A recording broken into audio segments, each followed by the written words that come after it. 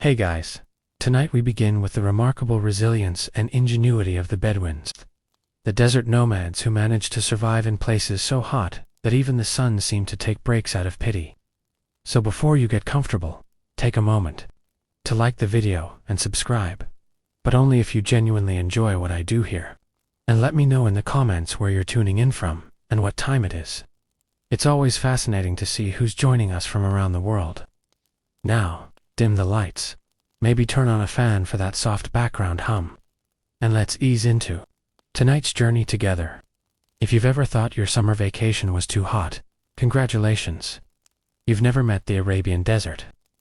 This isn't your sunburn from a beach chair kind of heat. This is heat that could melt your sandals while you're still wearing them. The kind of heat that makes air itself feel personal. You don't walk in this heat, you negotiate with it. And the sand, oh, it's not just hot, it's vindictive. It's in your shoes, your food, your ears, and somehow in your soul. But for the Bedouins, nomadic Arab tribes, who called this furnace home, this wasn't punishment. It was just Tuesday. The Arabian desert, particularly the Rub, alkali, or empty quarter, is one of the most inhospitable places on earth. And yet Bedouins managed to raise families, herd animals, and drink tea in it. Tea in 45 heat. Meanwhile, most of us get cranky if the air conditioning breaks for more than 4 minutes. So, how did they do it? They didn't rely on fancy gear or climate-controlled shelters. They had no cooling towels, smartwatches, or filtered water bottles named after mountains. What they did have was a deep generational understanding of the desert's rhythms and an impressive tolerance for discomfort. To them, the desert wasn't an enemy to fight. It was more like a very strict landlord. You respected it, followed the rules, and in return, it might let you live. The Bedouins' entire way of life was engineered for survival. From their breathable black goat hair tents to their carefully timed daily routines, everything had a purpose. No movement was wasted. No drop of water was taken for granted. You'd never catch a Bedouin power walking at noon just to hit a step goal. That kind of behavior gets you turned into a cautionary tale. Their secret weapon adaptation. Not the shiny, app-updating kind, but the dusty, sun-beaten trial-by-fire kind that comes from generations of learning what works and what gets you cooked like a lamb kebab. In the desert, shade isn't just nice, it's essential. It's not, oh, this is pleasant, kind of shade. It's thank you for not dying here, kind of shade. If you've never stood under a palm tree in 118 degra and felt your soul slowly reattached to your body, then you've never truly understood gratitude. The Bedouins, of course, mastered the art of chasing, creating, and preserving shade like it was treasure, because it was forget beachfront property. In the Arabian desert, real estate value is measured in square of darkness. Their first line of defense, the Beit al-Shar, or House of Hair. And yes, that's as literal as it sounds. These tents were woven from goat hair, which through some miracle of desert engineering, expanded when wet, rare, but helpful during sudden rain, and stayed breathable when dry. It was climate control before HVAC, and with far fewer complaints to the landlord. The tents were mobile, of course, because you never know when the desert will suddenly decide your neighborhood is now a hot plate, but they weren't just dragged anywhere. Bedouins positioned them strategically, always keeping in mind the wind direction, the sun's angle, and the location of the one lone tree in a 50 mi radius. And when no goat hair tent was available, improvisation kicked in. Camels made excellent shade providers, big, tall, and relatively immobile when chewing cud. A Bedouin might rest in a camel's shadow, or in more desperate moments, just dig a shallow trench and lie in it like a sandworm with style. Even small rocks, dune shadows, or saddlebags became tools in the shade game. The Bedouins didn't waste time hoping for a breeze. They built their own microclimates with whatever they had. Shade wasn't luck, it was strategy. Let's talk about goat hair, a material that somehow became both a construction material and a survival strategy. Not something you typically expect from goats who otherwise spend most of their lives eating anything that isn't nailed down. To the Bedouins, goat hair wasn't just fluff. It was technology spun into thick, durable yarn. It became the fabric of their tents, the famous black tents of the desert. And believe it or not, These were far more than primitive shelters. They were the Swiss Army knives of the Arabian Peninsula, minus the corkscrew attachment. Here's the genius of it. When it's dry, goat hair lets air pass through, which is a blessing in heat that can peel paint off a rock. But when it rains, yes, occasionally the sky does remember how to cry.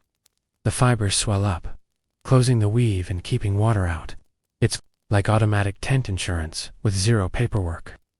This dual-purpose miracle fabric meant that the tent stayed cool and breezy during the day and dry and cozy when the rare storm hit. And because the desert cools rapidly at night, like a microwave that shuts off mid-cycle, the thick black material helped trap what little heat was left. But it's not just about the fabric, it's the design too.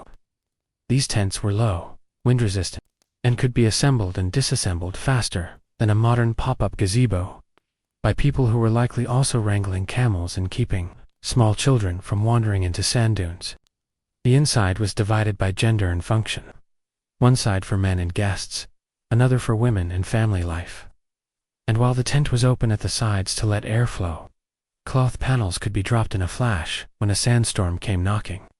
Bedouins were masters of comfort within extreme limits. Sort of like camping, if your campground were actively trying to murder you. So no, it wasn't a palace. But in a place where the environment is actively hostile to human existence, a goat hair tent was both refuge and fortress.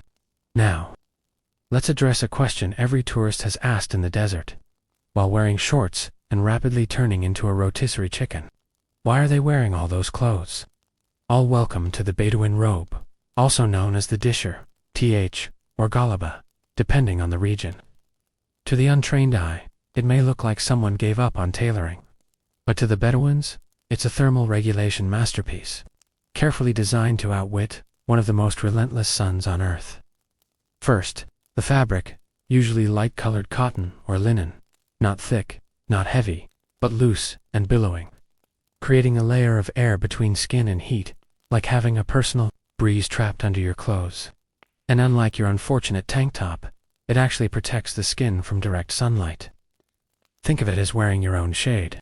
While most people in the desert are trying to sweat less, Bedouins let the sweat happen because, as it evaporates under those layers, it cools the body more efficiently than any desperate blast from a handheld fan. Bonus, it keeps sand from rubbing your legs raw, because nothing ruins a romantic camel ride like exfoliation by wind. Their headwear, like the khair, or shimar, isn't just fashion either. It's a portable shelter wrapped around the head and face. It shields from sun, dust, and sandstorms. It's adaptable, breathable, and stylish in a yes, I might own a dagger and a deep understanding of the desert kind of way. Even the colors matter. White reflects sunlight. Black is actually used for tents more than clothing, although some tribes did wear darker hues in winter. But trust me, no one's wearing neon activewear out there, unless they're trying to get spotted by satellites. If you think waking up early is tough, try doing it because the sun is actively plotting your destruction. The Bedouins weren't morning people by preference. They were morning people by survival strategy. In the desert, timing is everything. The heat doesn't ramp up gently. It slaps you across the face sometime after 9 o'clock a.m. and doesn't let up until sunset.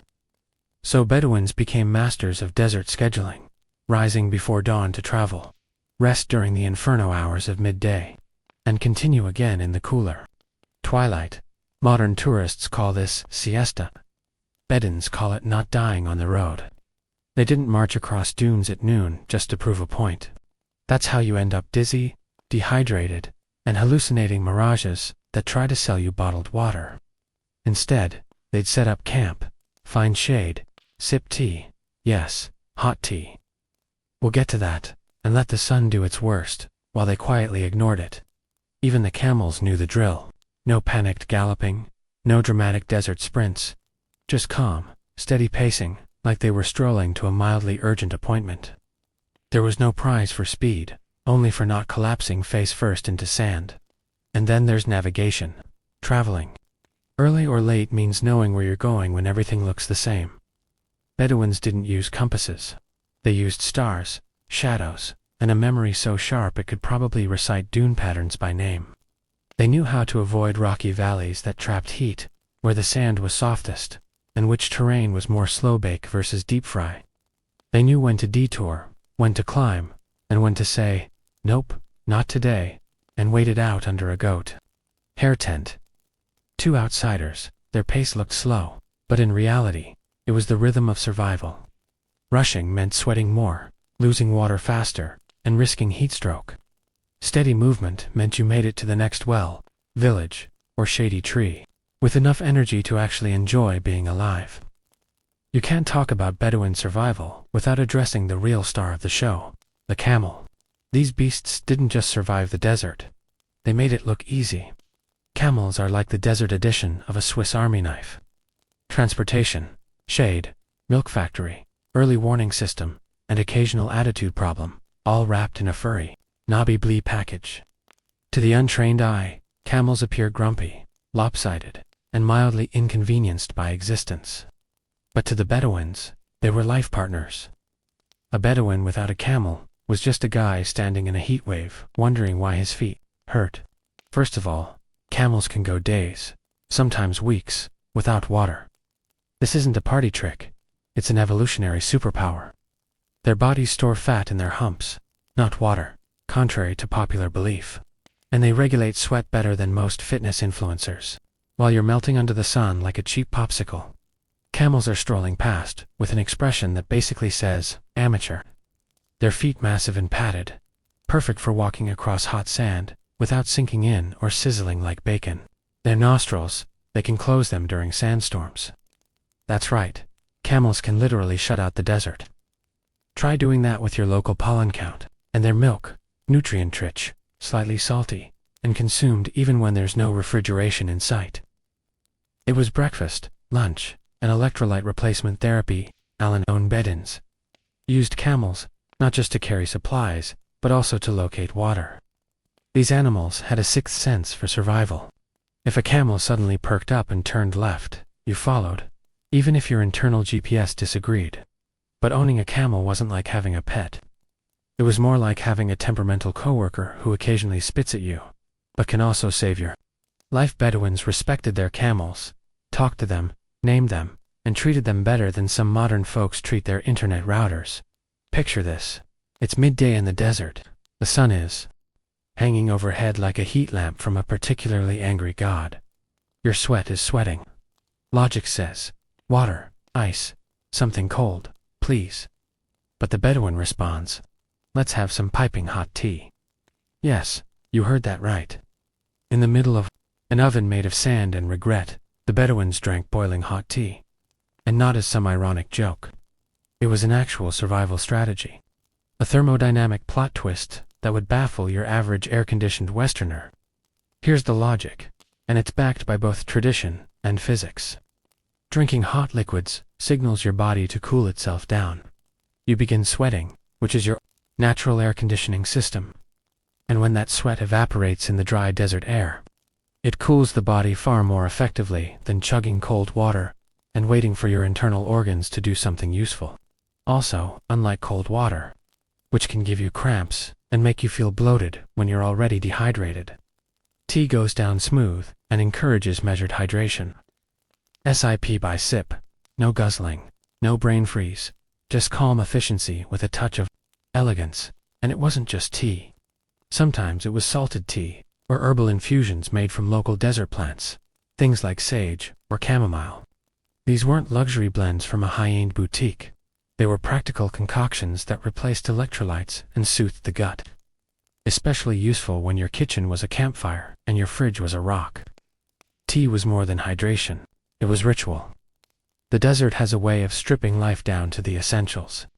And the tea circle was one of the few luxuries the Bedouins kept. Hospitality, storytelling, trade negotiations.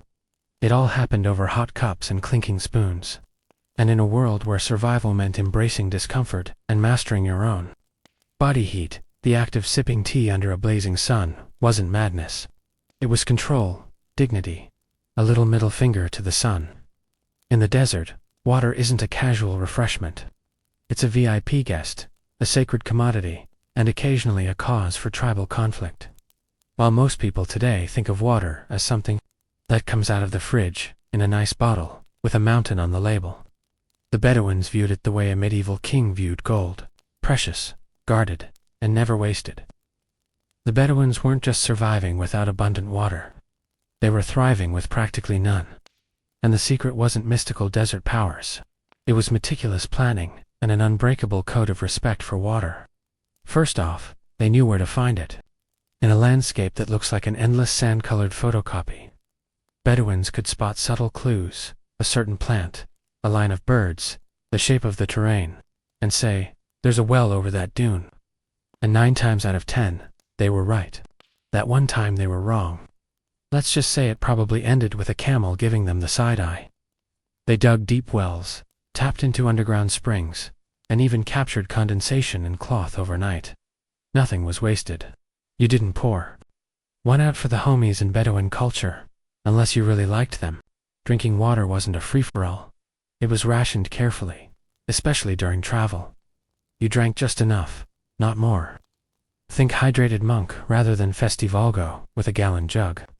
Overdrinking could actually make you thirstier in the long run by flushing essential salts. Hence, that salty tea from Chapter 7 wasn't just weird, it was strategic. Water also had a powerful social value. Sharing water with travelers was a moral obligation, not a nice gesture. To deny someone water in the desert was basically the nomadic version of slamming the door in a blizzard and possibly starting a blood feud. Even enemies were often offered water before negotiations began. The desert didn't care who you were. Dehydration was famously non-partisan. Imagine this. You're sitting by your tent, sipping tea, having a calm chat with your camel, when suddenly the horizon vanishes.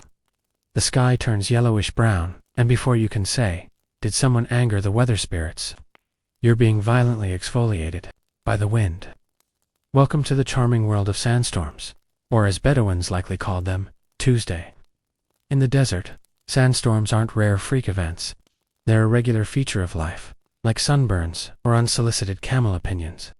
For most people, a sandstorm would send them into panic mode, screaming about dust in their nostrils and the general unfairness of nature. But for the Bedouins, it was just another situation to outsmart, preferably without losing a goat. The first rule of surviving a sandstorm is don't run around flapping. The Bedouins had a plan, and it started with situational awareness. They could often see a storm coming long before it hit. A strange tint to the light, a sudden shift in wind, that eerie moment when the desert goes too quiet. All warning signs. Next came the tent lockdown. Bedouin tents were open at the sides for airflow, but once a storm kicked up, out came the side flaps.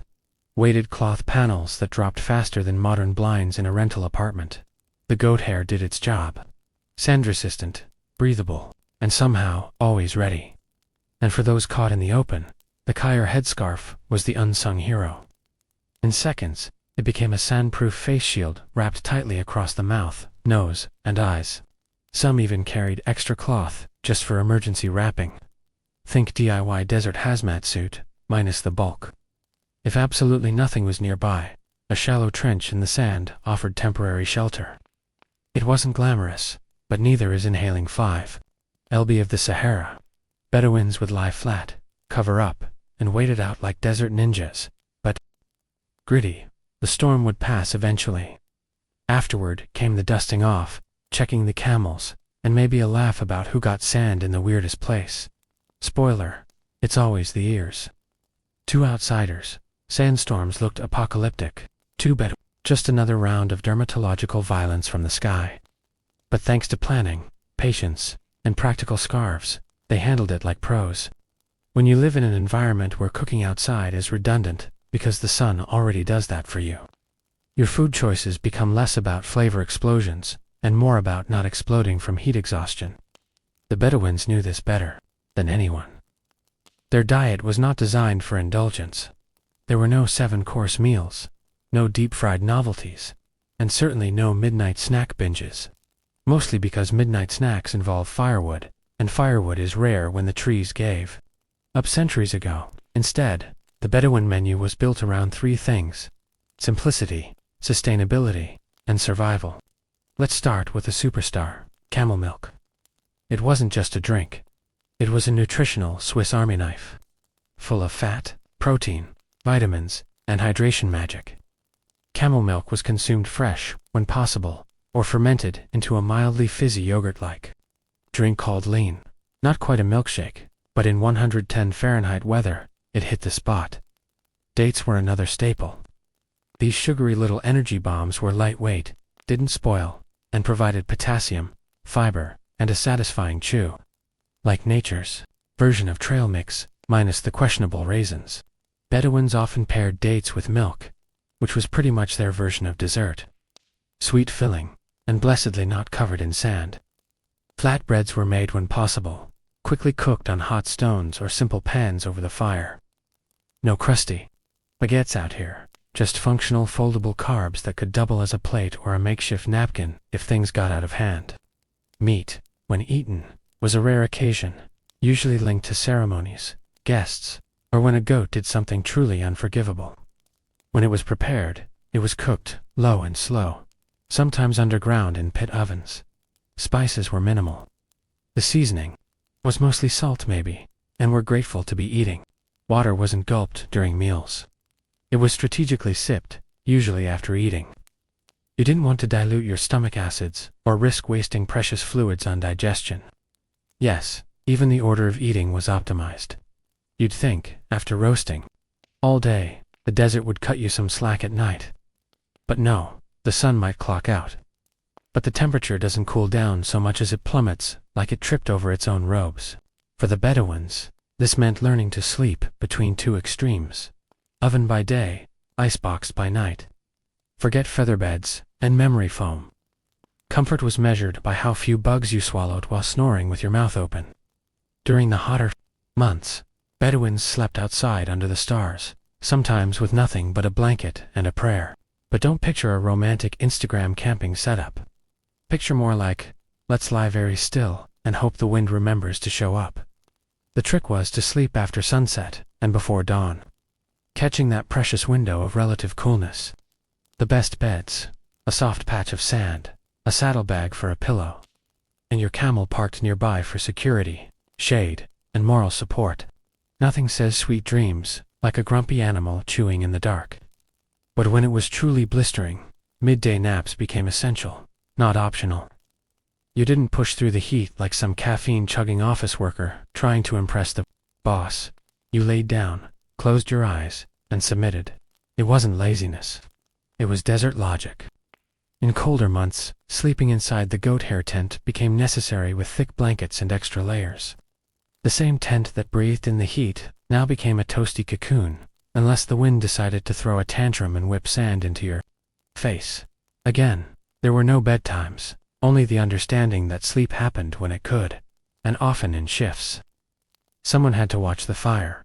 Someone had to watch the animals. Someone had to snore loud enough to keep the jackals seconding.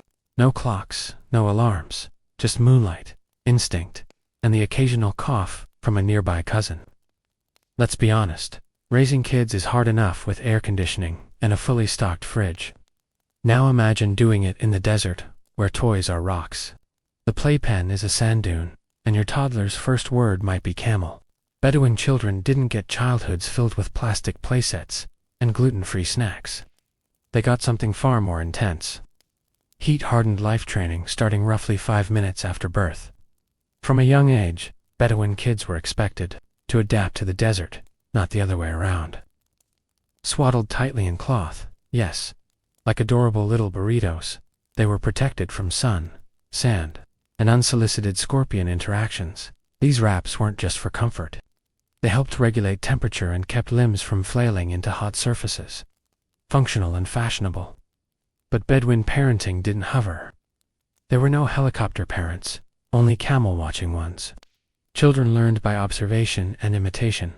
They saw how water was handled like treasure, how clothing was adjusted to match the heat, and how to avoid stepping into a fire pit by simply not doing it twice. By the age of 5 or 6, they were helping with real tasks. Boys learned to care for camels and navigate terrain. Girls learned cooking, tent making, and how to pour tea without accidentally burning down the family circle. It wasn't just about chores. It was early survival internship. Play still happened, of course. Kids raced, wrestled, told stories, and likely invented elaborate games involving sticks and the occasional very confused goat. Their playground had no jungle gym, but it came with sand for days and the occasional windstorm to keep things exciting. Discipline was firm but fair. Survival required it, but affection was never far behind. Bedouin families were tight-knit, with every child raised not just by parents, but by the entire camp. Think of it as a very warm, very sandy village raising. Each child, no app notifications required. And through all this, kids learned the ultimate lesson. The desert doesn't forgive, but it respects those who learn its rhythm. In most places, hospitality means offering coffee and pretending your house is always that clean. In the desert, it means offering survival, even to strangers who might have insulted your cousin 3 trade routes ago. For the Bedouins, hospitality wasn't optional. It was a sacred code, older than most of the dunes they walked on. In a place where the environment could roast you alive before breakfast, turning someone away could be a death sentence. And no one wanted that kind of karma on their camel. Guests, whether invited, unexpected, or mysteriously vague about their intentions, were always welcomed. The first thing offered, shade. Because in the desert, shade is basically air conditioning with no electricity bill. A guest would be brought under the tent, seated on cushions, and offered water or tea before a single question was asked. You didn't grill them about their business while they were still sweating like a goat in July. Next came the food. Even if supplies were low, a guest was fed dates, flatbread, and sometimes meat, though that was usually reserved for truly special visitors like elders, dignitaries, or your cousin finally returning the camel he borrowed 3 months ago. And then came the tea ceremony, slow, deliberate, and filled with meaningful silences, the clinking of cups, the pouring of hot tea, the passing of the pot. It all created a rhythm like verbal jazz played on a brass kettle. It wasn't just refreshment. It was a diplomatic ritual. Hospitality wasn't limited to just individuals. Entire tribes had reputations based on their generosity. A stingy host could bring shame, while a generous one gained honor, alliances, and probably a few future favors, because the desert always pays back in unexpected ways. And yes, even enemies were sometimes given water and rest, with grudges politely set aside until at least after the 3rd cup of tea. The code demanded it. After all, you can't feud if everyone's unconscious from heat stroke. To the Bedouin, hospitality was more than manners. It was mutual survival, a shared understanding that the desert didn't care who you were. But a kind host just might save your life. And all it cost was a little water, a little shade, and your best cup of tea. When the sun finally dipped behind the dunes and the desert cooled from lava to toasty rock, it was storytelling time. And no, not the once-upon-a-time kind with dragons and castles. Bedouin stories were gritty, clever, and usually involved someone outwitting a rival with a goat and a handful of dates. There were no screens, no subscriptions, no buffering wheels. Just a small fire crackling in the sand, a circle of tired travelers, and that one guy who definitely exaggerated the ending every time. Storytelling was more than entertainment. It was memory management. The Bedouins didn't write things down. Why waste paper you didn't have when you had a brain full of desert legends, tribal lineages, star maps, and jokes that had aged like fine camel cheese? Children learned history not from textbooks, but from grandmothers who could recite entire genealogies backwards while spinning yarn or sipping tea. They knew who betrayed whom 3 generations ago, and they could describe it with dramatic pauses, and just enough scandal to keep the kids wide-eyed and suspicious of the neighbors. Every tribe had its own library of tales. Tales of survival, loss, honor, love, and the occasional poetic revenge. There were heroes, tricksters, wise elders, and cursed wells, all passed down through voice, rhythm, and dramatic eyebrow gestures. And because desert life involved a lot of sitting and waiting for the heat to pass, for the stars to rise, for that stubborn camel to move, stories were the original time filler. No one stared at a glowing screen while ignoring their family. They stared at each other, which was arguably more terrifying. Storytelling also helped preserve survival knowledge. Where to find water, which plants to avoid, how to calm a panicked animal, all wrapped in metaphor, rhyme, and the occasional cautionary tale about a reckless uncle named NASA, the Sweaty. The modern world has this charming delusion that nature must be conquered, build higher walls, stronger AC units, thicker sunscreen. But the Bedouins, they understood something far more elegant. You don't fight the desert. You learn its rhythm and walk beside it. For centuries, Bedouin life was built not on opposition, but on adaptation. Instead of paving over the sand, they floated on top of it like surfers of heat and grit. Their tents moved with the seasons. Their routines shifted with the sun, and their patience stretched farther than the horizon. They didn't wear black robes in the heat because they were rebelling against common sense. They wore them because airflow matters. Their goats weren't random livestock. They were compact survival machines with hooves. Even their jewelry served functions, sometimes as dowry, sometimes as emergency barter. Nothing was just decoration. It all had purpose. Bedouins didn't curse the sandstorms. They read them. They didn't rush through the day. They paced it. Morning was for movement. Noon was for stillness. Evening was for tea and stories. It wasn't laziness. It was climate literacy. Even their conflicts, fierce as they could be, were handled with layers of honor and negotiation. Because when you live in an unforgiving landscape, burning bridges is a terrible survival strategy. Their understanding of the land was passed not through apps, but through practice. Want to learn where the water hides? Walk with someone older. Want to navigate a moonless night?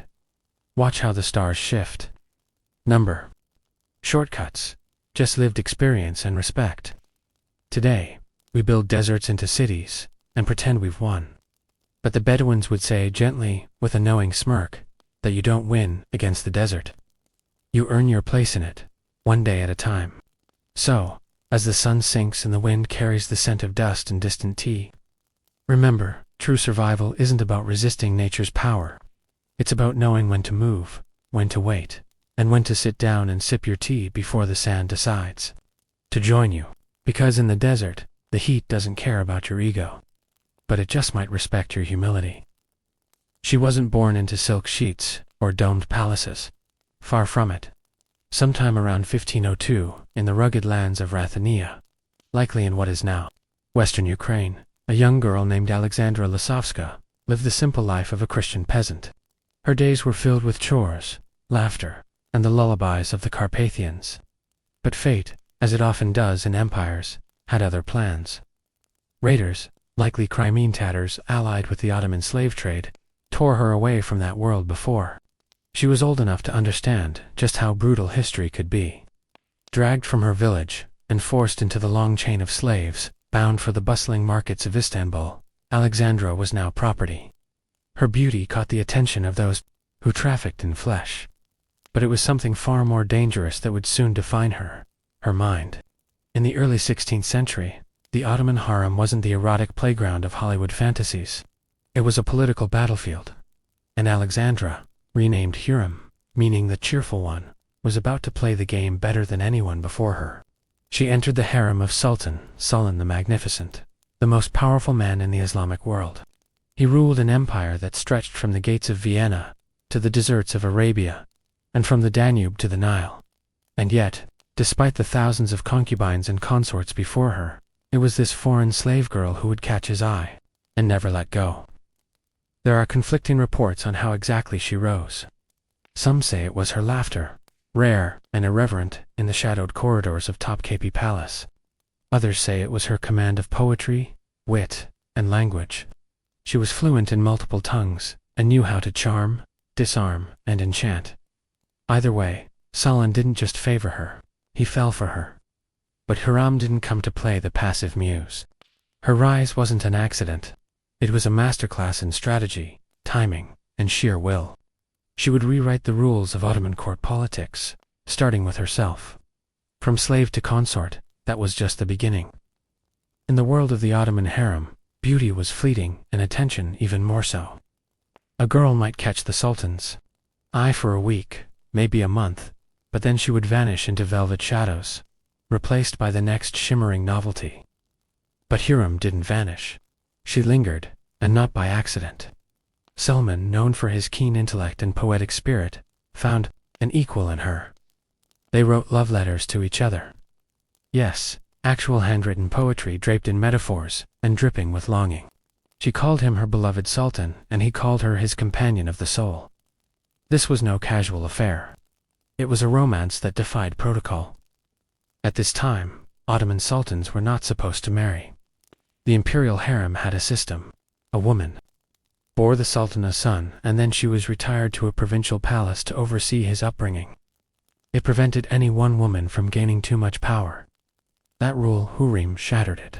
Not only did she stay in the palace, she gave birth to multiple children, sons and daughters, and never stepped aside. She became his official favorite, then his exclusive partner. And then the unthinkable happened. Solon legally married her. That's right. The most powerful Islamic emperor of his time, who had the pick of any concubine, took a former Christian slave girl as his lawful wife.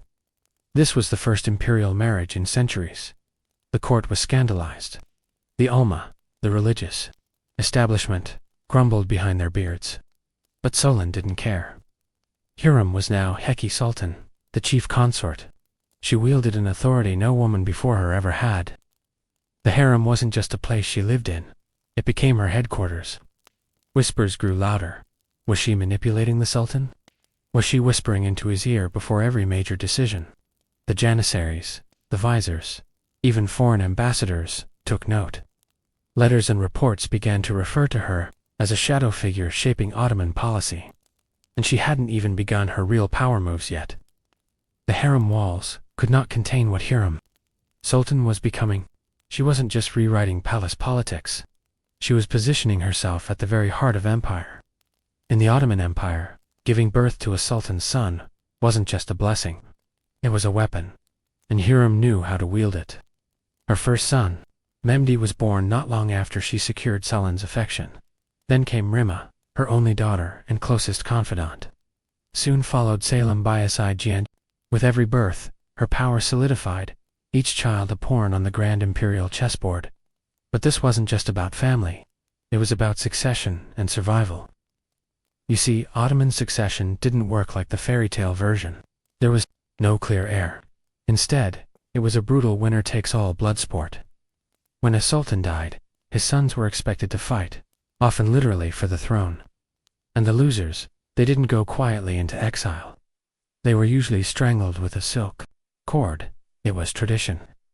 That meant for Hurrem, the stakes were existential. She wasn't just a mother. She was the general of a faction fighting to ensure that her sons survived the coming storm. And there was one major obstacle: Mustafa, Prince Mustafa Sultan's eldest son from a previous concubine.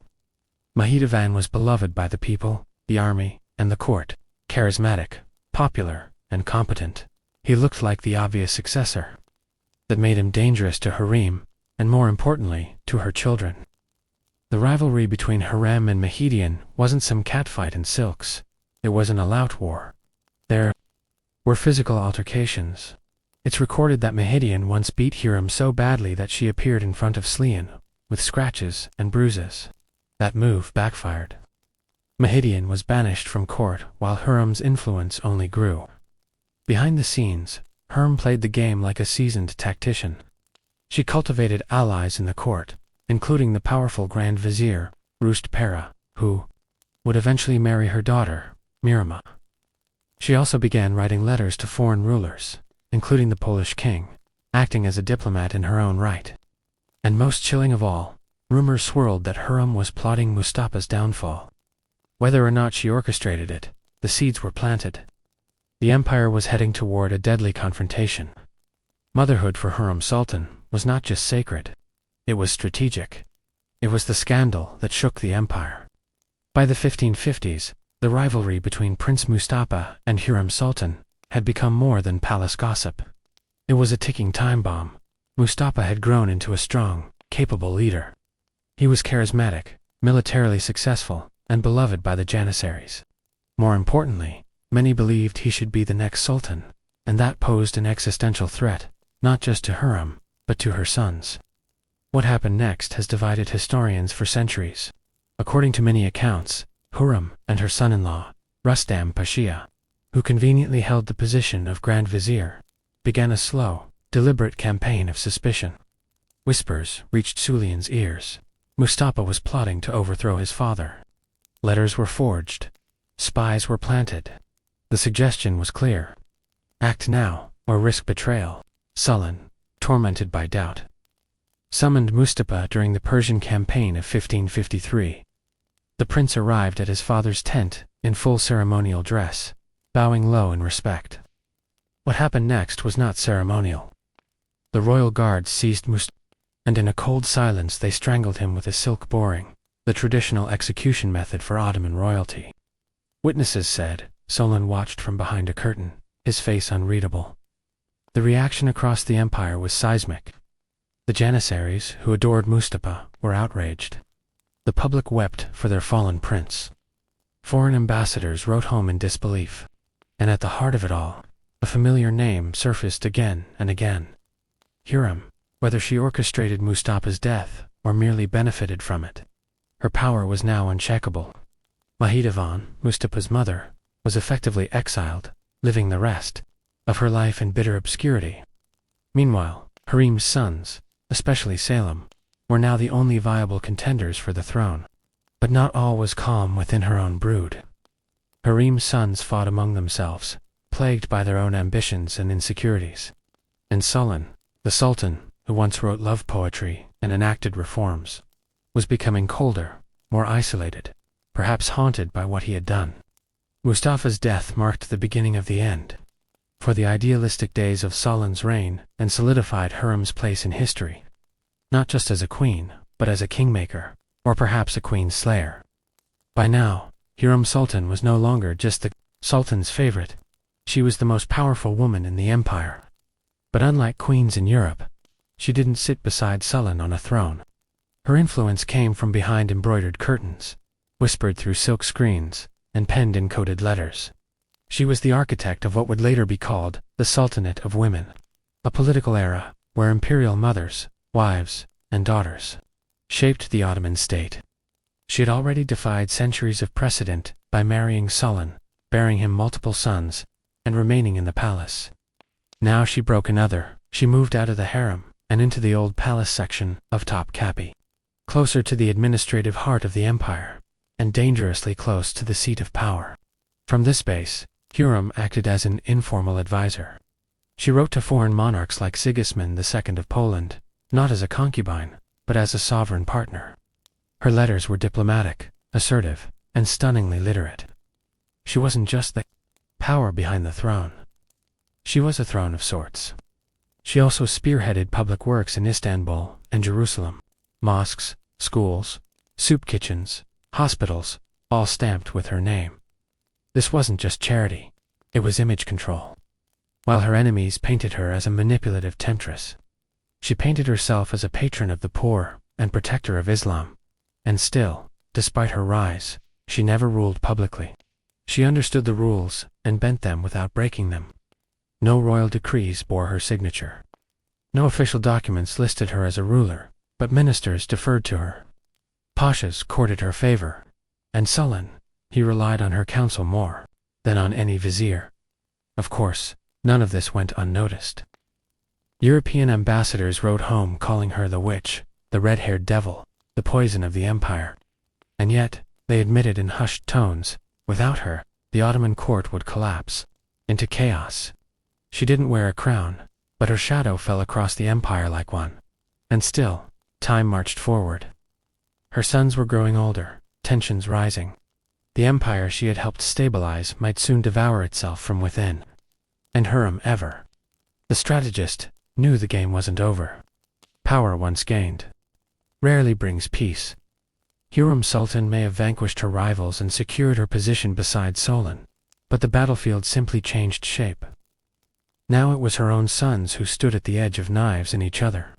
Her eldest, May, once seen as the favored heir, died young, under suspicious, though likely natural circumstances. The grief was immense, but there was no time to mourn. The throne had to pass to someone, and that meant the rest of her sons, Salem, Bide, and Shihan, would soon be pitted against one another in a silent, bloodless war that would turn bloody fast.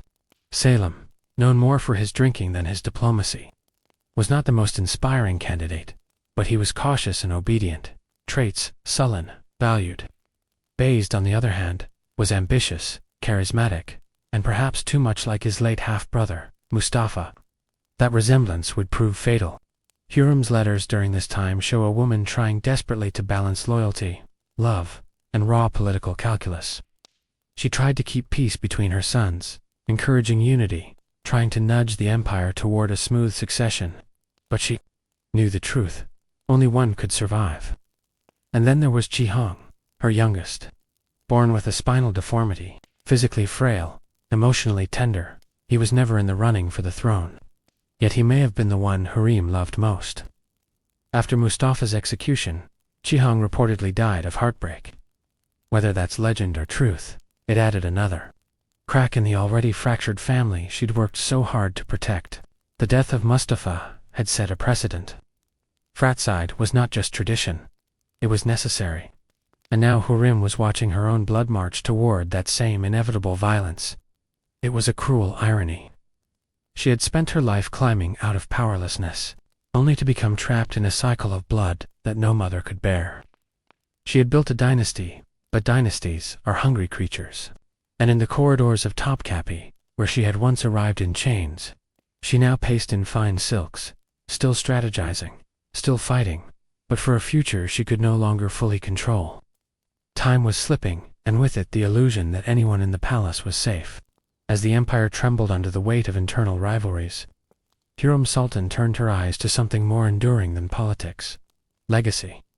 She had always understood that power was fleeting, but monuments, those could whisper her name long after her enemies turned to dust.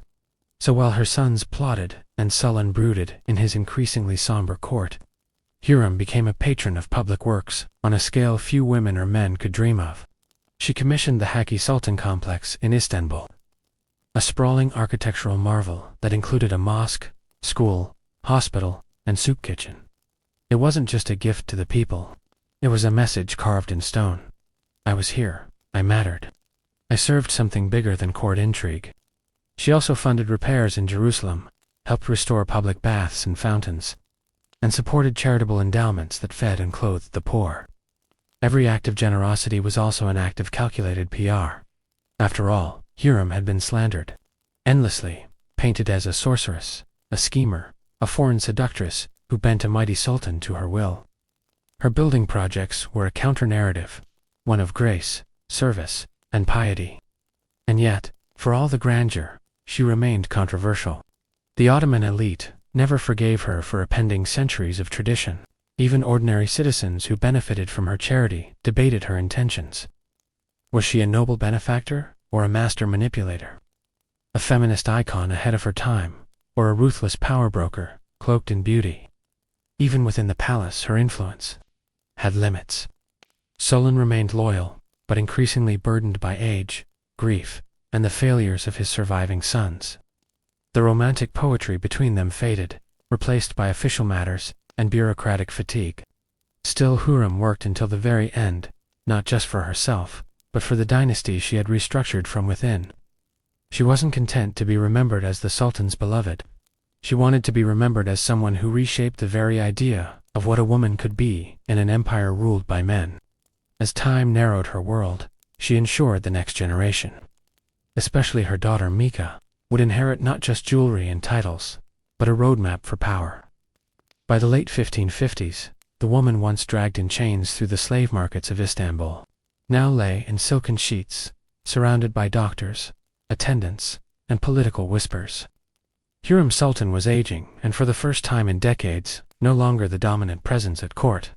The harem was quieter, without her sharp mind steering its intrigues. The correspondence with foreign rulers slowed. Her once burning ambitions had given way to something more reflective, a desire to secure the future before death could unwrite her influence. But there was a problem. The empire she had spent her life molding was fraying at the edges. Selim, her surviving son and favorite for succession, was hardly the image of imperial strength. Known for his fondness for wine and poetry, Selim lacked the charisma of Mustafa, the cunning of Bayezid, or even the spiritual depth of Qi. Still, he was loyal to her, and most importantly alive. Biocide, the more popular and dangerous of the two, had been driven to rebellion. With Solomn's approval, and perhaps Hiram's encouragement before her health declined, Biocide had been hunted down and executed in Persia. The path was now clear for Salem, but it was a grim victory, soaked in familial blood.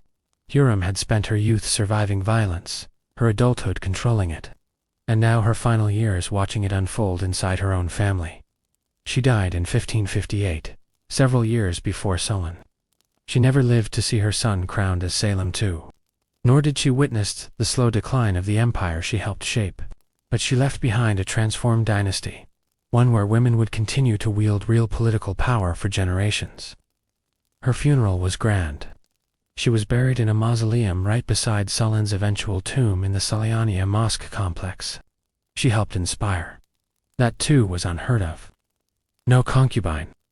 No woman had ever been honored in this way. Even in death, she defied tradition. Hiram Sultan's story ended not with a scandal or assassination, but with a quiet assertion of permanence.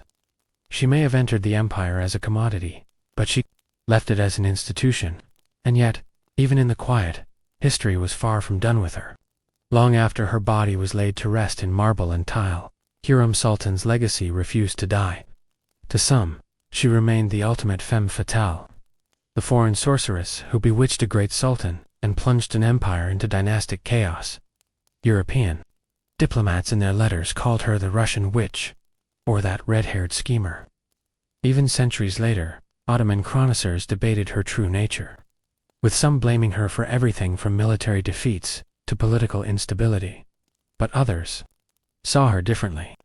Modern historians have begun to reassess Hiram, not as a villain, but as a political genius, a survivor who played a brutal game in a brutal world and won. She wasn't simply a concubine. She was the founder of a new political paradigm. Her life marked the beginning of the Cardinal Sultanata, the Sultanate of Women, a century-long period during which women, mothers, wives, and daughters of sultans exerted real power over state affairs. Her daughter Mima would become one of the most powerful women in Ottoman history, acting as an advisor to both her father and her brother, Salem. Other imperial women would follow Hiram's blueprint, maneuvering from behind veils, shaping the empire not with swords but with strategy, charity, and influence. Even Solon, long after her death, couldn't let her go. His poetry never stopped referencing his Hiram, his joy. When he died in 1566, he was buried next to her, a decision that once again broke Ottoman precedent. He had ruled for nearly 4 years, the longest of any sultan. And yet, in the end, he chose to lie forever beside a woman who had once been his slave. Today, visitors to the Salamania Mosque can still see their tombs, side by side, elegant and eternal. The irony is rich. The woman who arrived in shackles now rests beside the most powerful man in the Islamic world as his equal. Love her or loathe her, Hiram Sultan reshaped the Ottoman Empire. She bent centuries of tradition to her will, and she proved more than anything else that power does not always wear a crown. Sometimes it smiles behind a curtain, with eyes like fire, and a plan already in motion. In Byzantium, a marriage didn't begin with candlelit dinners or whispered vows. It began with paperwork, cold, calculated, and surprisingly binding. The betrothal, called enesis, was more legal transaction than love story. If you were expecting violins and blushing maidens, you're in the wrong empire. The process began with negotiations between families, not between bride and groom, mind you. They were often teenagers, sometimes barely acquainted. The real power players were the fathers, or if the groom was of high enough status, the imperial court itself. This wasn't just about uniting two people. It was about uniting property, influence, and bloodlines. Once both sides agreed to the terms, dowry, property rights, family obligations, the betrothal was sealed in front of witnesses, and not lightly. It was legally binding. Breaking off an ingesus without good reason could trigger lawsuits, scandal, and the wrath of bishops. In some cases, the church required formal annulment of the betrothal, even though the couple hadn't married yet. And what About the bride during all this, she had little say. Byzantine daughters were raised to serve the will of the family, not chase romance. Marriage was seen as a duty, spiritual, social, and economic. But while the bride's voice was often silent, her body was central, virginity was expected, and proof of chastity was often part of the negotiation. A tarnished reputation could doom a match before it began. As the betrothal was finalized, gifts were exchanged, symbols of the coming union, rings, robes, sometimes even livestock, depending on one's social status. But this wasn't the actual wedding, not yet. This was the staging ground, the setting of the chessboard. The real ceremony, the gamos, could be weeks or months away. The betrothal wasn't just a prelude. It was a contract of intent, a declaration of status, and in many cases, a strategic move, especially among the elite. Marriages weren't about affection. They were about alliance. A noble family might marry their daughter into a powerful military clan, securing troops for future political struggles. A merchant might trade a dowry for access to imperial trade routes. Love that came later if you were lucky. In Byzantium, a daughter was never just a daughter. She was also a dowry in waiting. The moment a girl was born into a Byzantine family, her value wasn't measured in lullabies or bedtime stories. It was calculated in land, linens, and coin. Marriage wasn't just a social expectation. It was a full-blown economic strategy. The dowry or prow was the bride's ticket into marriage, and often her only protection within it. This wasn't pocket change. For the aristocracy, it might include gold, silver, silk, slaves, and country estates. For middle-class families, it was often practical, household furnishings, clothing, maybe a modest amount of cash. But no matter the size, the message was the same. Here is our daughter, and here's what she brings to your house. This wasn't some medieval generosity. The dowry was a kind of marital insurance policy. If the husband died or abandoned her, not unheard of in politically motivated unions, she had a claim to her dowry. It was hers by law, sort of. As long as no one powerful contested it, and as long as she didn't rock the boat too hard. For wealthy and noble families, the dowry wasn't just protection. It was a weapon. With it they could forge alliances, curry favor with the imperial court, or buy their way into influence. A well-endowed daughter could be married off to a general to secure military protection, or to a civil official to grease political wheels. Daughters were deployed like pawns on a marble board, some to marry, some to join monasteries, and a very lucky few to catch the emperor's eye. Of course, this all placed tremendous pressure on families. If a family had several daughters, the financial burden could be crushing. Fathers were often forced to divide their estates just to get all their girls married off, unless, of course, they quietly shuffled one off into a convent instead. But dowries weren't just financial tools. They were also status markers. A bride entering her husband's home came bearing not just silver, but pride. Her family's wealth, displayed like a walking advertisement. No pressure, right? And so before the veils, before the crowns, before the church bells rang, it was the dowry that made or broke the Byzantine bride. If the betrothal was the business meeting, and the dowry the transaction, then the wedding itself was the show. And what a show it was. A Byzantine wedding wasn't just a private affair. It was a public performance of unity, class, and religious legitimacy. For the elite, it could span multiple days, with carefully choreographed rituals that blended Roman pomp, Christian sanctity, and Eastern opulence. Even among commoners, the wedding day was a spectacle. The more elaborate, the more respectable. The bride would begin her transformation with ritual baths and grooming. Her hair braided with care, adorned with gold, pearls, or ribbons, depending on her station. In wealthier circles, attendants might dress her in layers of silk robes, veils, and embroidered slippers. Modesty was expected, but make no mistake, this was about display. You were dressing the family name. The groom, too, had his own ceremonial preparations. But let's be honest, all eyes were on the bride. Once ready, the bride was escorted through the streets to the church, a procession that was both sacred and strategic. Everyone had to see it. Musicians played, relatives wept, or pretended to, and the entire neighborhood lined the streets for a glimpse. This wasn't just a wedding. It was a parade of reputation. And then came the church ceremony, the gamos. It was solemn, slow, and deeply symbolic. The couple would stand before the priest, hands joined, as prayers and psalms were chanted. But the crown jewel of the ritual literally was the crowning.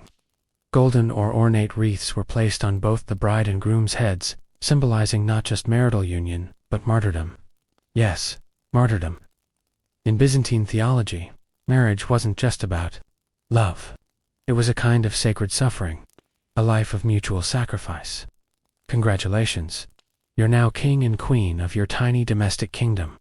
Enjoy your symbolic death. Candles were held, prayers recited. The couple was walked around the altar 3 times in a slow ceremonial circle, a dance of eternity, if you like metaphors. And finally, they were declared husband and wife. But don't exhale just yet, because what followed was often even more intense.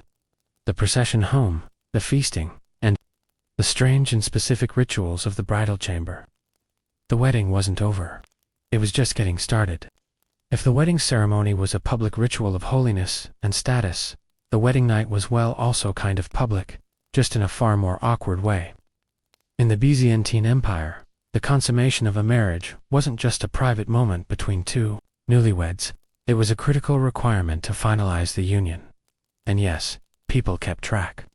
A marriage wasn't truly considered valid until it was consummated. This made the first night a matter of legal, familial, and sometimes political importance. After the church ceremony, the couple was escorted again, often publicly to the groom's home or a designated chamber. This was called the nuptial procession. Along the way, torchbearers and musicians might accompany them, chanting hymns or playing flutes. If it sounds like a victory parade, that's because it kind of was. The couple had successfully made it to this point, and now came the moment everyone pretended not to obsess over. In some elite households, attendants or family members, yes, awkwardly, remained nearby to ensure everything went as expected. In rare cases, confirmation of consummation was documented. A blood-stained sheet shown discreetly to elders as proof. It's worth noting this was more common in higher-ranking households, where inheritance and legitimacy mattered deeply. But not all was grim and clinical. There were blessings to be spoken, candles to be lit, and symbolic food, like bread and wine, placed nearby. Reminders of fertility, prosperity, and spiritual unity. The crowns used in the church ceremony were sometimes placed beside the bed or hung above it as a sign of divine favor. And depending on the region and family tradition, songs or chants might be performed outside the room. A strange combination of privacy and performance. For the bride, this night was often filled with anxiety. She might be very young, possibly married to a much older man, and expected to transition instantly from obedient daughter to competent wife. For the groom, it was a test of masculinity and authority. The stakes were high for both emotionally, socially, and in terms of their family's reputation. And if consummation didn't happen, the marriage could be annulled, just like that. In Byzantium, the wedding night wasn't the start of a honeymoon. It was a test, one with candles, crowns, and a lot of watching eyes. Once the couple had survived the solemnity of the ceremony and the nerves of the wedding night, it was time for the Byzantines to do what they secretly did best: throw a proper feast. The wedding banquet wasn't just a party. It was a statement, especially for noble or imperial families. The post-wedding feast was where alliances were sealed, gossip was exchanged, and subtle power plays unfolded over goblets of wine and roasted lamb. The venue varied based on social class. A noble wedding might be held in a marble-clad atrium with fountains murmuring in the background, and silk tapestries decorating the walls. A middle-class family might host it in a courtyard with clay lamps and long wooden tables. But whether rich or modest, the feast had one thing in common: it needed to impress. Guests were greeted with perfumes and rosewater, then seated according to rank. This was no casual buffet. The seating chart was a map of political favor. To be seated close to the newlyweds, or their family, meant you were someone to be stuck near the kitchens. Not so much. The food was opulent when budgets allowed, Multiple courses, often starting with fruits and nuts, followed by fish, fowl, lamb, and exotic dishes flavored with cinnamon, cloves, and honey. Bread was abundant. Wine flowed freely, often dangerously so. A well-timed toast could win favor, while a drunken slur could doom an entire branch of the family tree. Entertainment ranged from musicians with lyres and flutes, to dancers, acrobats, and in some cases, elaborate theatrical performances. Poets might recite verses in praise of the bride's beauty or the groom's manliness. Again, not for romance. This was all for show. Even the cake had symbolism. A sweetened bread or honey pastry might be served to symbolize fertility and abundance. Eating it together signified unity. Not eating it, that could be a red flag, or at least a source of whispered speculation. But beneath the laughter and clinking cups, everyone knew the truth. This was not just a celebration of love. It was a careful display of wealth, power, and social standing, cloaked in honey and song.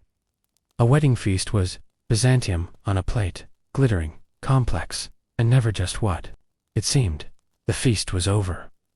The music faded. The guests dispersed. Now came the hard part.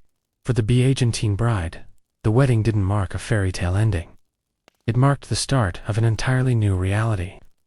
Once she crossed the threshold into her husband's household, she stepped into a complex web of expectations, hierarchies, and unspoken rules. Gone was the girl under her father's roof. She was now a curer, the mistress of the house. In theory, this was a promotion. In practice, it was often a pressure cooker. If she married into a large extended family, common among wealthier households, she was suddenly under the scrutiny of her in-laws. The groom's mother typically held senior authority in the domestic space, and her approval wasn't guaranteed. The bride was expected to be modest, obedient, industrious, and pious. If she was beautiful, that was a bonus, but not a substitute for good behavior. Her main job, bearing children, preferably sons. Byzantine society placed enormous value on motherhood. A woman who produced multiple healthy sons was celebrated, respected, and gradually granted more authority. A woman who did not whisper judgment, and sometimes, if her dowry wasn't large enough, rejection. And yet the domestic sphere wasn't just a prison. It was also a stage. A clever bride could rise in influence by managing the household finances, overseeing servants, and navigating relationships with other women in the neighborhood. Women often built informal networks of power, especially in urban settings like Constantinople, through the church, family ties, and trade connections. Religious life also shaped her daily routine. The Orthodox Church held strong sway over marriage, roles, and the ideal wife was seen as a reflection of the Virgin Mary, pure, faithful, and quietly strong. Church attendance, fasting, and participation in saints' festivals were as expected as cooking dinner. If she came from a noble background, her husband might be posted to a provincial city, meaning she could suddenly find herself managing estates, raising children, and maintaining social decorum hundreds of miles from Constantinople. The glittering veil she wore at the wedding, that was for show. What followed was a life of duty, diligence, and often delicate survival. A Byzantine bride wasn't just a wife. She was a diplomat in her own home. In Byzantium, love was optional. Politics were not. Behind the veils and liturgies, every marriage had the potential to reshape the empire. From rural villages to the imperial palace, a wedding was never just about two people. It was about what those two people represented. Families, factions, fortunes, and occasionally entire provinces. Among the aristocracy and ruling class, marriages were treated like treaties. The emperor might marry off his daughter to a foreign prince to secure peace with a neighboring power. A military general could marry into the imperial family to gain legitimacy. Even church officials, though celibate themselves, often played matchmakers for political purposes. The emperor, Constantine III, for example, famously used marriage alliances to consolidate his dynastic power. His own marriage, too, Helena, the daughter of Romanos Lipinos, helped legitimize Romanos' rule and bind the two families together. Even though Romanos was technically a usurper, these weren't romantic unions. They were strategic mergers, like silk-cloaked chess moves across the empire's grand board. Among merchants and bureaucrats, Marriages also served to strengthen economic ties. A silk merchant might marry his daughter to the son of a shipping magnate, binding to trade networks together. A tax official might use his daughter's marriage to curry favor with the provincial governor. The dowry wasn't just wealth, it was leverage. And for the women involved, they were often the bridge, the bargaining chip, or the diplomatic glue. A noblewoman married into a rival family might be tasked with easing decades of tension through sheer charm, loyalty, and the production of grandchildren. Failure could mean disgrace. Success meant power. This extended beyond Byzantium's borders. Imperial brides were sometimes sent abroad to marry foreign rulers. Anna Porphyrogeneta, niece of Emperor Basil II, was married off to Vladimir the Great of Kievan Rus, a union that helped convert an entire nation to Christianity. But it also meant she left Constantinople forever, a Byzantine princess turned foreign queen. These political unions could be brilliant or disastrous. A poorly chosen match could spark rebellion, insult allies, or destabilize entire regions. In Byzantium, the wedding crown wasn't just a symbol of love or martyrdom. It was a diplomatic tool worn with grace, wielded with purpose. Not every Byzantine wedding ended in candlelit harmony and harmonious alliances. Some exploded spectacularly. For all their pomp and planning, marriages in Byzantium could collapse under the weight of politics, personality clashes, or sheer bad luck. And when they did, the fallout wasn't just personal. It could be catastrophic for entire families, or even the empire itself. Take for example Emperor Justinian II. He married a noblewoman named Eudokia, and then in a move, both cold and calculated, divorced her to marry a Khazar princess named Theodora. The reason? Strategic alliance. The result? Outrage. His first wife's powerful family didn't forget the insult. Neither did the church. His reign became a case study in how not to juggle love and politics, even when the marriage remained intact. Scandal was never far. Adultery was one of the few reasons a woman could initiate divorce, but proving it a nightmare. The legal system was stacked against women, and accusations of infidelity often ended in humiliation, exile, or worse. Noble women in particular were expected to maintain appearances at all costs, even in the face of neglect or abuse. There were also high-profile cases of fraudulent marriages, where one party tricked or coerced the other into union, sometimes to gain inheritance, rights, or titles. These cases could end up in ecclesiastical courts, dragged out for years in theological and legal wrangling. The church had immense power in these matters, and bishops were not always impartial. And let's not forget the everyday tragedies. Young brides dying in childbirth, forced marriages between strangers decades apart in age, or political marriages that left both parties trapped and miserable. These stories didn't make it into official histories as often, but they were just as real. Sometimes even the ritual itself went off script. Ill omens, a candle going out, a crown dropping to the floor, a wine cup spilling, could be seen as divine. Warning superstitions swirled around the wedding like incense. In a society so attuned to signs and symbols, a bad omen at a wedding could cast a shadow over the entire union. For all their beauty and ceremony, Byzantine weddings weren't immune to failure. In fact, when they collapsed, they often collapsed imperially. Though the Byzantine Empire has long since crumbled into history, its wedding traditions left behind echoes, golden, incense-scented, and deeply influential. The elaborate rituals, the theological weight of marriage, the blend of Roman formality and Christian spirituality. All of it shaped not just Eastern Orthodox practices, but wedding customs. Across Eastern Europe and the Balkans, even today you can walk into a Greek or Russian Orthodox wedding and see remnants of Byzantium. The crowning, the ceremonial walk, the chants. It's not just liturgy, it's time travel. Byzantine marriage was, above all, a public commitment. It wasn't just a couple exchanging vows. It was the merging of families, fortunes, and faiths. The state, the church, and the community were all watching. And that legacy continues in modern Eastern traditions, where weddings remain communal spectacles, blending old-world symbolism with contemporary flair. But there's a subtler legacy too. In a world that often relegated women to the margins, marriage gave many women, especially noble women, real, if indirect power. Through marriage, They gained influence, negotiated alliances, and protected dynasties. It wasn't always fair or romantic, but it was significant. Empresses like Theodora, Irene, and Zoe all began as brides, and some ended as rulers. Their rise was paved through marriage, but their impact reshaped religion, law, and imperial power. For these women, the wedding wasn't the climax of their lives, it was the prologue. Today, as we scroll through curated wedding photos and trend videos, it's easy to forget how ancient and complex this ritual really is.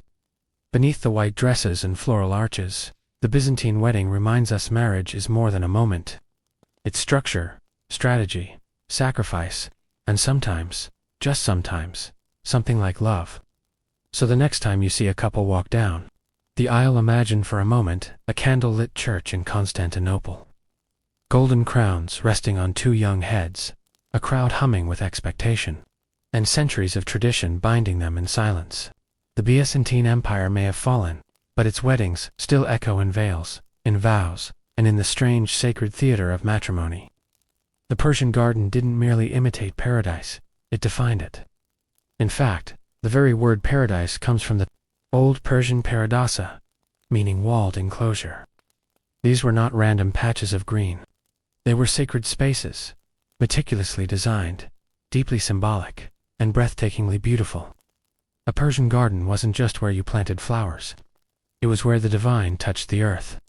In a region dominated by arid landscapes and blistering heat, the existence of a lush shaded oasis with flowing water was nothing short of a miracle.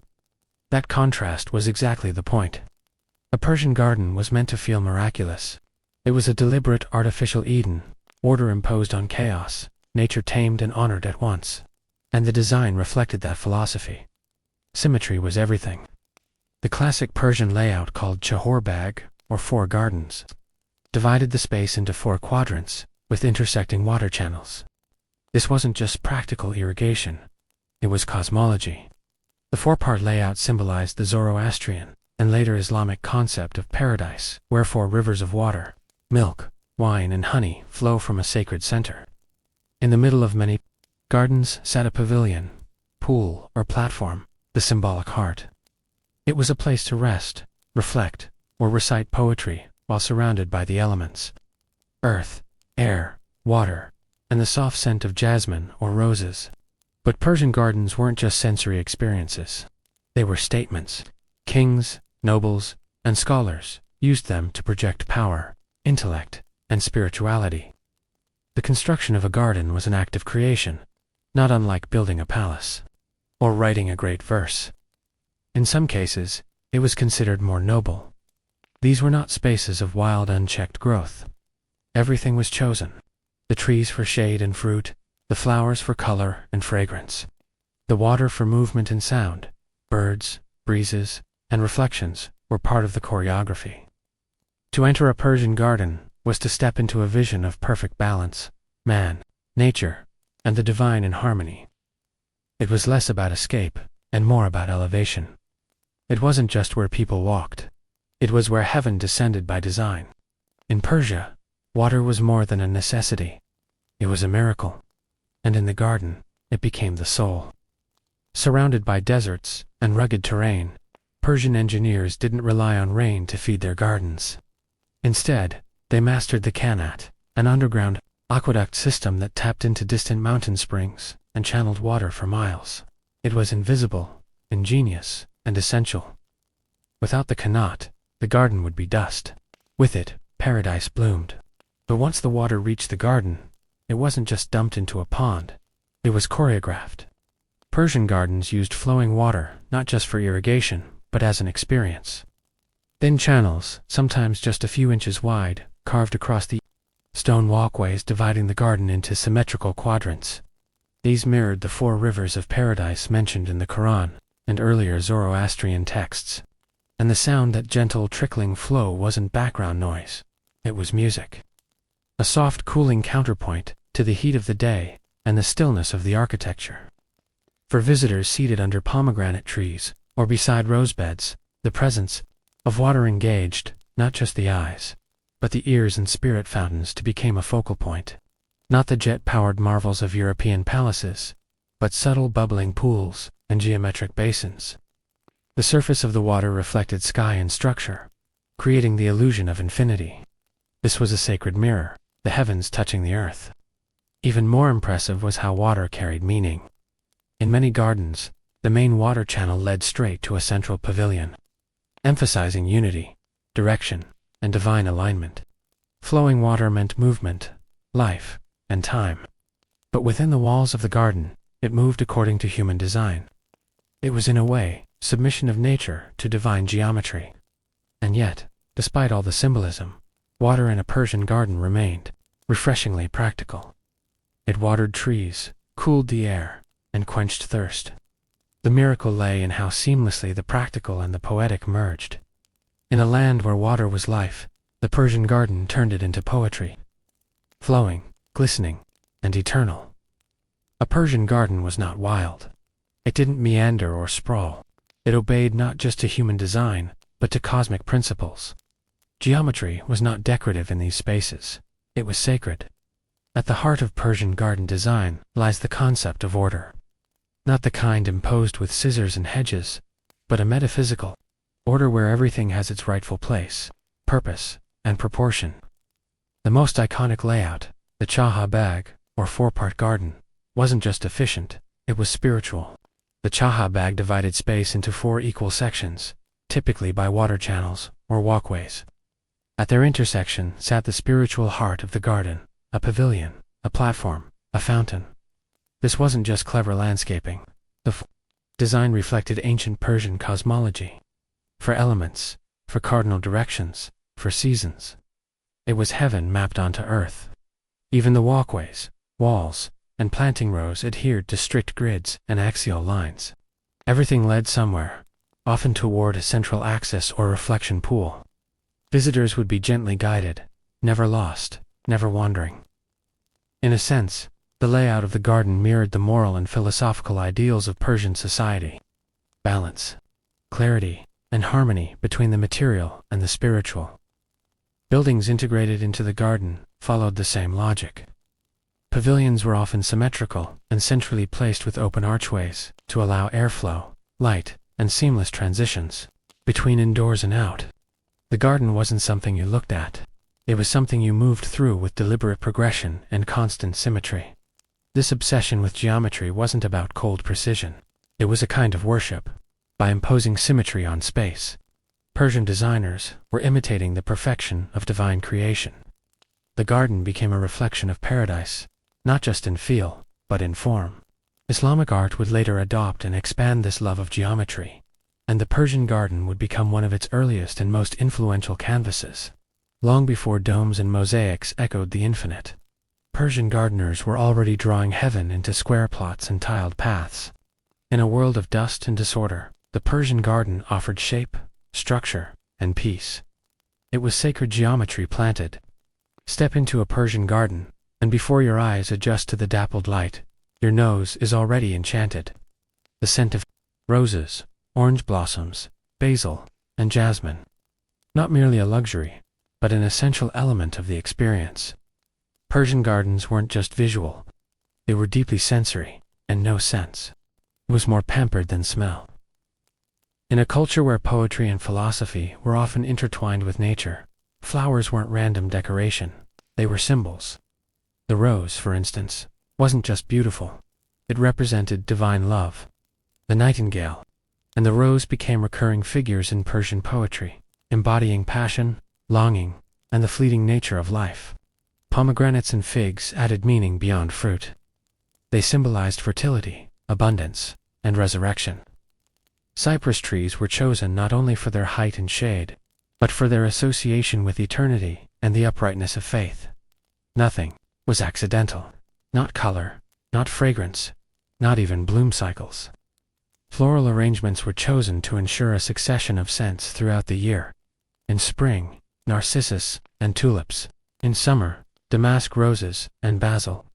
In autumn, the last of the pomegranates. Even in winter, evergreen trees and structured paths kept the space from losing its poetry. Fragrance in particular was considered divine.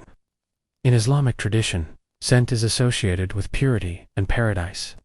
The Prophet Muhammad was said to love perfume and fresh flowers.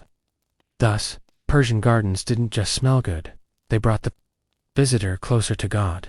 And the arrangement of these plants, just as geometric as the layout. Rows of trees along the water channels, flower beds framed like living tiles, and shaded aloves where scent pulled under archways. Even the act of walking through the garden was designed to bring you through layers of scent and texture. Shade turned to sunlight. The air thick with the perfume of orange blossoms might suddenly open into the earthy sweetness of fresh soil near the water's edge. It was immersive, not decorative. In a culture where poetry, prayer, and perfume often mingled, the garden became a sanctuary of all three. A space where every leaf spoke and every breeze carried a verse. This was paradise, and it bloomed with purpose. Persian gardens didn't stay confined within the borders of Persia. Their influence rippled across continents and centuries, shaping the landscapes of empires far and wide. When Islam spread from the Arabian Peninsula into Persia, the garden tradition didn't vanish. It blossomed further. The Persian chaharbag concept became the blueprint for Islamic gardens across the Middle East and North Africa. The idea of a walled paradise with water channels, shaded paths, and pavilions was adapted and refined. The Mughal Empire in India, which had strong Persian cultural roots, took these ideas and created some of the most breathtaking gardens in history. The Taj Mahal's gardens are a perfect example. A formal symmetrical layout featuring water pools, reflecting the white marble mausoleum, vibrant flowers, and towering cypress trees. The Persian garden's ideals of paradise and perfection were reinterpreted through Indian sensibilities, but the core principles remain the same. In Europe, Persian gardens inspired Renaissance and Baroque garden designs. Italian and French landscapers were fascinated by the exotic allure and mathematical precision of Persian designs. The famous gardens of Versailles, with their intricate parts and reflective pools, owe a debt to the Persian ideal of blending geometry with nature. But it wasn't just aesthetics that traveled. The symbolism, water as life, the fourfold garden representing the universe, plants symbolizing virtues. These spiritual meanings influenced garden culture globally. Persian gardens became a kind of universal language for paradise on earth, adaptable to local climates and cultures, but always holding on to their core vision. A harmonious blend of art, nature, and spirituality. The walled garden, once a Persian invention, became a metaphor for a sacred refuge, a place where time slowed and worries faded. And today, whether in the courtyards of Morocco, the landscaped parks of India, or modern botanical gardens, you can trace the roots of this paradise back to those ancient Persian designs.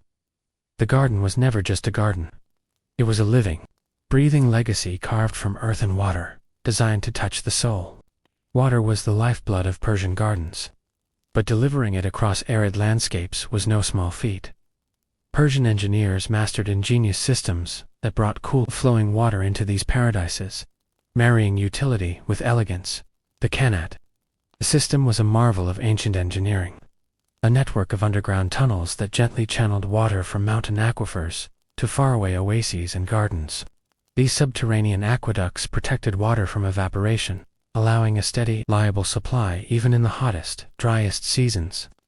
Without qanats, Persian gardens might have been impossible dreams. Once water reached the garden, it was transformed from mere necessity into an art form. Narrow channels divided the garden into symmetrical sections, not only irrigating plants, but creating soothing sounds and visual lines. These flowing waterways acted like veins, bringing life and movement to the geometric layout. Fountains and pools added another layer of beauty and symbolism.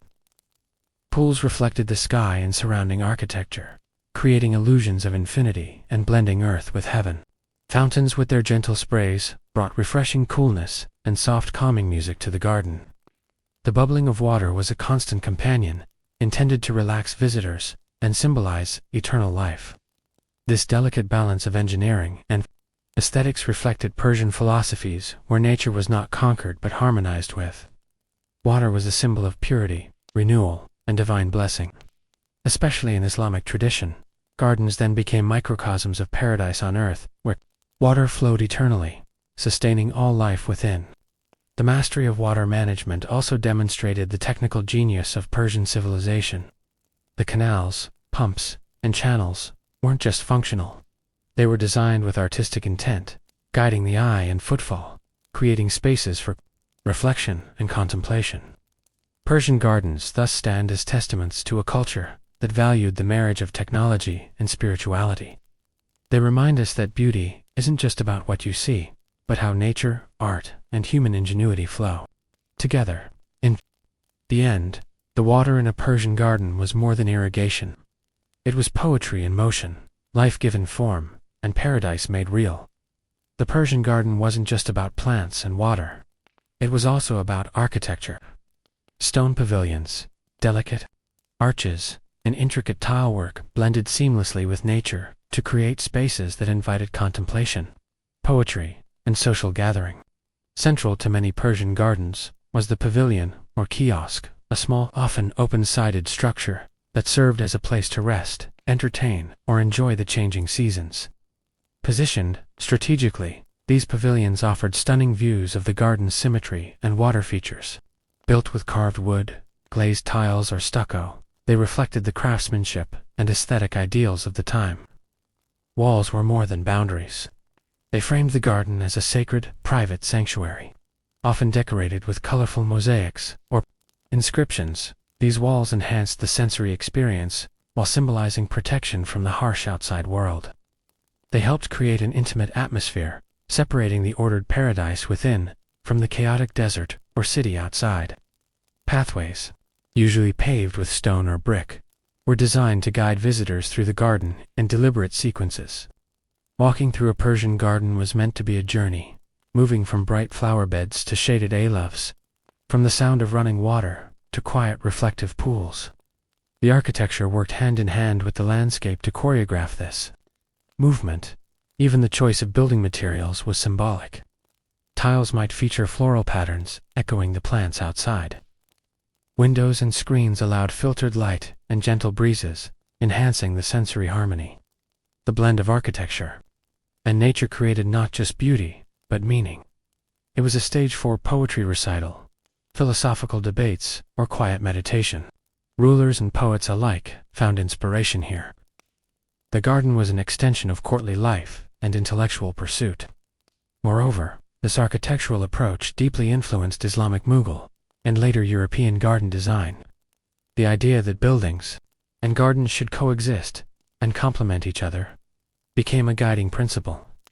In Persian gardens, stone and flower, shadow and water were partners, crafting a paradise that was as much about human creativity as about the natural world. A Persian garden was alive, not just with water and fragrance, but with the passage of time itself. Its design took into account the changing seasons, creating an evolving landscape that reflected the cycles of nature and life. Spring in a Persian garden was a celebration of rebirth. Bulbs burst open with tulips, narcissus, and crocus, filling the air with fresh scents. Fruit trees, pomegranate, apricot, and peach, bloomed in soft pinks and whites, promising abundance. Paths were lined with lush green grasses and early herbs, welcoming visitors back from winter stillness. Summer brought shade and relief. Tall cypress and plane trees provided cool canopies overflowing water channels. Roses and jasmine unfurled their richest perfumes as the sun climbed high. Pools shimmered like mirrors, reflecting blue skies and fluttering birds. The garden was a refuge from the heat, a place for contemplation, poetry, and slow afternoon. Autumn's arrival shifted the mood. Leaves turned golden and red, pomegranates and figs ripened for harvest. The garden became a tapestry of warm colors, fragrant with ripe fruit and earth. Gardeners prepared the soil and trimmed plants, knowing the cycle would soon turn again. Even winter had its role. Evergreens stood proud against pale skies, their needles providing texture and life when flowers slept. The structural beauty of stone pathways, walls, and pavilions took center stage. Snow, when it fell, added a quiet purity, blanketing the garden in white silence. This awareness of time was spiritual. In Persian and Islamic thought, life itself was cyclical, a journey through creation, decay, and renewal. The garden was a microcosm of that journey. Visitors were reminded that beauty and life were transient, to be savored, but not clung to. The changing garden was also a practical necessity. Different plants thrived in different seasons, and the garden's design ensured that there was always something blooming or bearing fruit, sustaining the senses year-round. By embracing time, Persian gardens became living poems, unfolding slowly, deeply, beautifully. They were not static snapshots of paradise, but ever-changing reflections of heaven on earth. The Persian garden is more than a historical curiosity. Its legacy stretches far beyond the deserts of Iran, continuing to inspire and enchant across cultures and centuries. From the courts of the Mughal emperors in India to the grand estates of Europe, the Persian ideal of a walled paradise with flowing water and harmonious design has left an indelible mark. The Taj Mahal's gardens, the Alhambra's courtyards, and the Versailles fountains all owe something to those ancient Persian blueprints. But the Persian garden's influence isn't just aesthetic, it's philosophical. At its core, the garden embodies a vision of harmony between humanity, nature, and the divine. It invites contemplation, peace, and the reminder that paradise is not just a distant afterlife, but something to be created here on earth. Modern Iranian gardens, such as the historic Fin Garden in Kashan, continue to preserve this heritage, blending ancient techniques with contemporary artistry. Meanwhile, landscape architects worldwide look to Persian principles when designing sustainable and spiritually resonant spaces. The garden's design principles, symmetry, water management, sensory richness, also resonate with today's ecological challenges.